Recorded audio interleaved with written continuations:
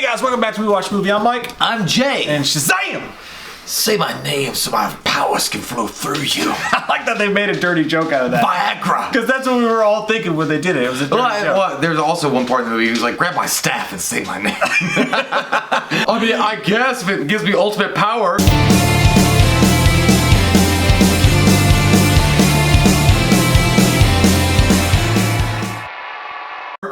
Say it. So yeah, Shazam comes out and it's a new DC movie, and it's weird because like when the trailers came out for this, I thought, oh, this is gonna be fucking great. Like this is gonna be legendary fucking great. Yeah. It's the whole thing about a kid in an adult's body buying beer, doing crazy Tom shit. Hanks big.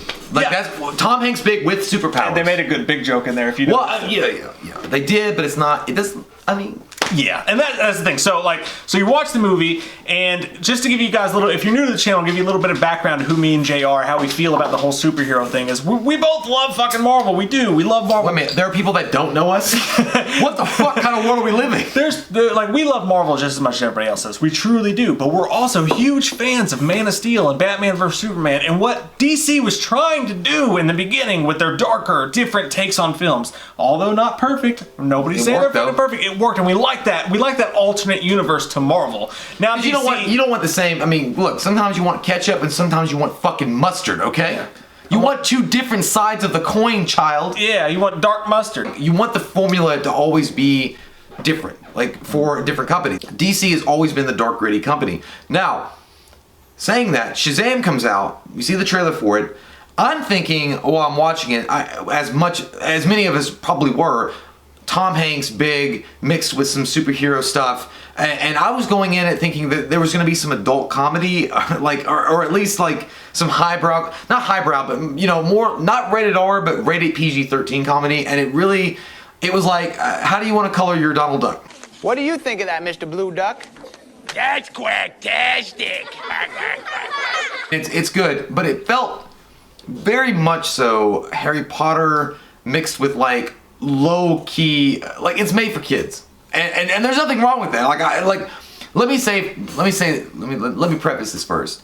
So nobody thinks I'm hating on this movie. I'm not hating on this movie. I think Zachary Levi does a phenomenal job with Shazam, and I think that, you know, the idea that Billy Batson is a 15-year-old boy that gains these superpowers and it you know, is able all of a sudden to do all these amazing things. I think they play that really well, and I think that works. And Asher Angel as Billy Batson was great. Yeah, but I think the way that it was sold on the trailer was something different than when it was actually in the theater. Like, you know, nothing wrong with it, and I enjoyed it for what it was. And what it was basically an amusement fucking ride at goddamn, you know, Universal or Disney World. Flirting too much with fucking Walt Disney Marvel, way too much in this movie sometimes. Yeah. Like they were licking that earlobe, they're like, oh, yeah, this feels good, let me keep doing it.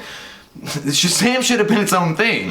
And it could have been its own thing with that drive of, you know, I'm pushing it in this, like, I want a lighthearted superhero. It's a typical origin story for a superhero movie, and I think some of us expected a little bit more. The main problem I have with the movie is that unfair though? Is that like us just being assholes and saying like we expect DC to be different? It's just like when Man of Steel came out, and you and I loved it, but people who wanted the Christopher Reeve Superman were upset because they had an idea in their head of what they wanted. I like Pink very much, Lewis. And they didn't get it. But so maybe it is a little bit unfair. But to be honest, like Shazam was a good movie. It was well directed. The special effects were great. And Zachary Levi was great. Zachary Levi was great. We both are huge fans of Pony Smasher. The guy that's the director of the film, Sandberg, he directed a YouTube short which was called Lights Out. And off of that, God, so good. Off of a YouTube short, they gave him Lights Out the movie, and he did such a good job with it. They gave him Annabelle, a sequel to Annabelle, and he managed to make Annabelle decently scary. It wasn't bad. I never could have thought that was possible. I've always rooted for this guy. His story is so cool. And then they give him Shazam, a $100 million superhero movie. It's such a cool story, and I love that. And he did a great job with it.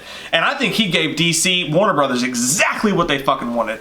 The main problem I have with Shazam is like almost every single great joke and great moment and great like out there kind of weird moment in the movie that steps away from the typical is in the trailers already. There's not a whole lot extra in the movie other than the typical superhero origin story. You meet the bad guy, you meet the good guy, you get it, and it's all there. It's like flashcards. It's immediate. Like it's like, okay, point A, go to point B, point C, point D. Yeah, And that was a little disappointing for us personally, but it might not be for you. Yeah, and I'm not taking. If you enjoyed the movie and you fucking got a love out of it, that's great. I mean, like I said, I enjoyed it, but people might really fucking love this movie, and that's okay, and that's totally cool because there's not a DC movie like it. Like I will say that there's not a DC movie like this, and it is unique and different and refreshing in some way. I think that they nailed the idea, and Zachary Levi nails the whole fucking part as far as like a 15-year-old kid and what do you do with all these powers, and he does do like, I'm gonna do Instagrams, I'm gonna sell my fucking powers, I'm gonna get all this little money, and there are moments in it that are deeper than just the surface level shit that's going on in the film. There's one part that got me a little bit when he was like, you walk around and you've turned into a bully with all these powers and stuff, and like I would die to give anything to be what you have or to have what you have. I'm not jealous of you, but you walk around and you have all these gifts and abilities and you don't give a shit. Like I would die to have that, and he's crippled. I'm like, damn, that's fucking heavy, and it's meant to be a kid film, and at the same time I was like, that's teaching kids some good stuff too. So I'm not trying to take anything away from it. It's a good film. I just think that they were trying so hard to appease masters, like the ones like you said, the suits. They're like, hey, what's working over at Marvel? Like, we need to copy Marvel. And they were successful in that. It's even worse when you try to do that and you don't succeed at it, kind of like what Justice League did. Again, we loved it because they had Batman vs. Superman, all that shit, but as a movie, so... It's like Legion. It's like when Paul Bettany comes out of the sky, he's like, you gave Father what he wanted. I gave Father what he needed. It's like that. It's like what DC wants is different what it needs. Based on the stuff of him trying to buy beer, like in the trailer. That was funny as shit. I love that scene. But in the trailer, he's buying a 6-pack, and they go a little bit outside, and the comedy's there. And the trailer led me to believe, for some reason, that we were going to outskirt a little bit. That we were a little bit risky. We were going to take some risk with it. The strip club. And that's the one joke. I love that shit. The strip club. There's some strip club jokes in there that actually those jokes and what they did there was kind of where I wanted the movie to go. I did too. I didn't want it to be Deadpool, but I wanted it to like skirt that a little bit. And they could have, because there have been movies like that before. Like it doesn't go all the way rated R. It just kind of stays in the PG-13 realm. And a lot of people are going to think this review is unfair, and I understand that. But I felt like there was a chance here to go a little bit on the outside, not Deadpool far, but not fucking Avengers, like somewhere in the middle. And I feel like they missed that mark. That being said, as a fucking movie, as a superhero movie, it lands on all fucking points. I like the bad guy. Mark Strong was a great bad guy. Oh yeah, he was great.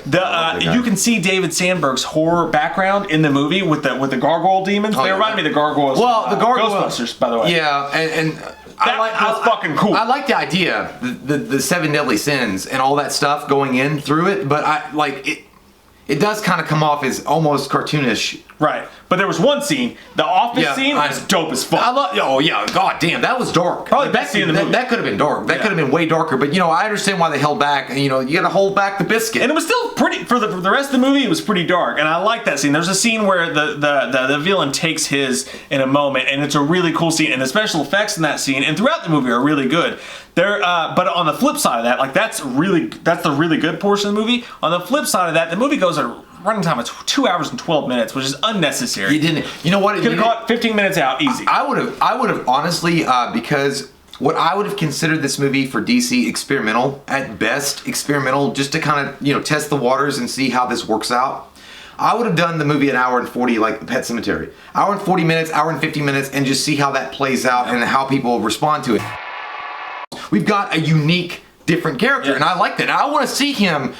And I know that Zachary Levi has come out and said he would love to be in the Justice League. He wanted to interact with Henry Cavill and Ben Affleck, and unfortunately we'll never get to see that. That's shit. That sucks. But he wants to be a part of it, and I like that DC has now their unique hero. It's just like, but I guess what we're trying to say is that it's sold one way and it's delivered in another way, and that's fine. It's sold in one way in the trailer, trying to get people in the seats. And maybe we just took that. Well, I think maybe we just thought, this is going to be different. I thought I would have said yes, but the fact is there was a lot of people going in and riding the curtails of, like I mentioned, Tom Hanks' Big. I think that they thought it was going to be like that way too, because so in Tom Hanks' Big, and I'm gonna bring him up. I'm sorry, I don't mean to keep bringing that movie up, but when he's dealing with the adult, like he's also a kid, but he's dealing with being an adult. Eventually, it starts dawning on him that he has to take more responsibility. And he kind of starts losing his... There's a lot of exploration they could have done with the character, and it wouldn't have taken away from being family friendly at the same time. I'm gonna give the movie, oh man, I don't want to be an asshole, but I'm gonna give it a 7.0 out of 10, and that's still good. That's a solid fucking. I'll give it a 7.5. I'm right there with you. Yeah, it's a solid, you know, it's a solid attempt by DC to introduce a character that's different from what. Controversial, even though their Man of Steel is fucking, to me, Henry Cavill is Superman. Yep. Like, period. Fucking Absolutely. End of day. I don't give a fuck what anybody says. Where's my Man of Steel Part 2, motherfuckers? The brighter and more hopeful Marvel gets, the more you should get deep and dark and fucking weird. Seriously, DC, where's my Man of Steel Part 2? Please make Man of Steel Part 2. Stop listening to the critics, man. Like, Man of Steel and BVS was where it was fucking at. Man of Steel Part 2 should have happened way earlier. Fucking yeah. Fuck, we lost Henry Cavill. That's our feelings. That's the end of the day. If you look at the channel, click that subscribe button against the goddamn weapon. That should be the end. That's our feelings. That's our true feelings. That's our feelings, and fuck you.